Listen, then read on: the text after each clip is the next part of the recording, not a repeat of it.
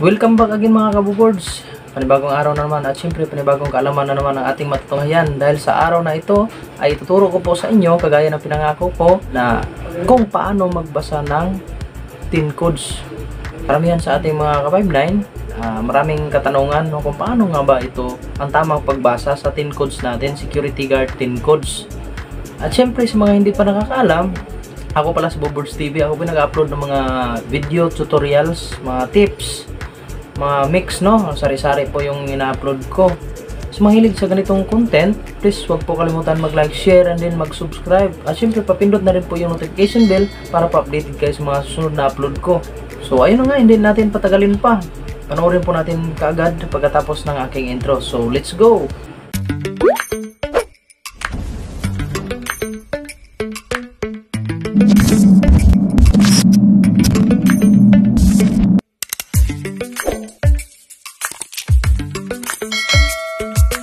So mga kaboboards, bago pala natin umpisahan, pagpasensyahan nyo na pa ako, medyo matagal ako hindi nakapag-upload ng aking mga videos. Mga nag-aabang dyan sa ating mga video, pagpasensyahan nyo na po ako kasi alam nyo na ang cellphone ko po ay nasira.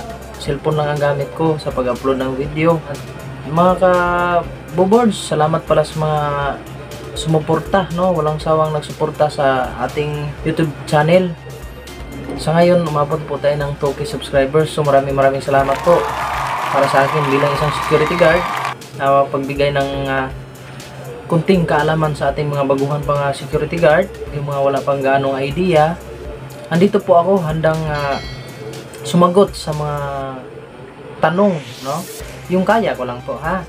So ayan na nga, kagaya ng sinabi ko na kung paano natin basahin ang ating security guard TIN codes. Kasi yung iba hindi pa nila alam. Sa mga nakakaalam na, please paki-comment na lang din po. At kung may mali man ako sa mga sinasabi ko, please wag po kayo mahiyang mag-comment, no? Okay lang po sa akin yun. Kasi lahat naman po tayo ay nagkakamali. Ang sa akin lang po, based on my experience, sinishare ko lang po ang aking mga karanasan. So ito na po, umpisa na po natin. Kung magbasa po tayo ng TIN codes, mag-umpisa po tayo sa TIN 0. Tapos kung mag-umpisa tayo TIN 0 hanggang T9 lang tayo. Kasi iba na namang pagbasa nung hindi naman yan siya sunod ng T9, TIN 10. Hindi po pwede yan. TIN 9, TIN 0, TIN 1, TIN 2, TIN 3, TIN 4, TIN 5, TIN 6, TIN 7, TIN 8, TIN 9. Hanggang dyan lang, di ba? Pakiulit. Malabo. T9, pakiulit. Tapos pagdating sa TIN 10, hindi na po TIN 10 ang pagbasa natin yan. Mag-umpisa na naman tayo, hindi na magagamit yung 10. Hindi na natin babanggitin yung 10. Umpisa niyan, 10. Yan yung TIN 10, ha. 10, 11, 12, 13, 14, 15, 16, 17, 18, 19. Pagdating sa 19, 19, 20. Ayan, hindi na mababanggit yung 10, di ba? Hindi na pwedeng gawin nating 10-20. Hindi na. 2-0, 2-1, 2-2, 2-3, 2-4, 2-5, 2-6, 2-7, 2-8, 2-9, 3-0, 3-1, 3-2, 3-3, 3-4, 3-5, 3-6, 3-7, 3-8, 3-9, 4-0. Hanggang sa umabot tayo sa 200. 2-0-0. So, ganyan lang po ang pagbasa. Napakadali lang po. Intindihin po natin mabuti. Hindi ko po sinabing, kailangan natin kabisaduhin, kailangan natin i-memorize lahat ang TIN codes. Hindi. Yun lang pong naaayon sa posting natin.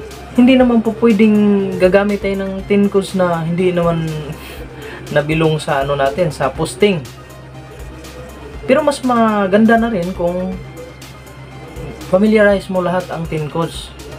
200 TIN codes yan. 200 yan, no? Ba't tinatawag na TIN codes yan? 10, diba? 10 lang.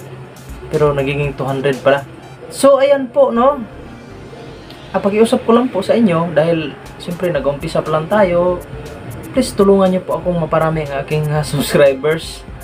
At saka, maraming salamat pala sa nag-support sa atin, no? Sa mga bagong subscribers, at saka siyempre sa mga lumang subscribers, yung mga nanood.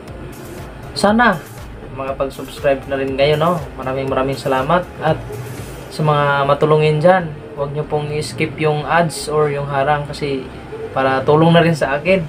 Para kung makasahod na tayo balang araw, makapag-improve na tayo sa ating video, mabili na tayo ng mga gamit. Pasensya na kayo sa salita ko, medyo bulol. So, ayan mga kaboboards, kahit alam ko namang maraming gumagawa ng mga video ko, maraming gumagawa nito, pero ang sa akin lang po ay isi-share ko lang din yung knowledge ko, no, sa aking karanasan bilang isang gwardiya. Gusto ko pong makatulong sa ating mga baguhan na gwardiya na kagaya ko dati na panay tanong pa po kung kahit pa sabihin natin nag-undergo tayo ng training, pero hindi po lahat no na ituro sa training. Mas maganda yung na-experience mo.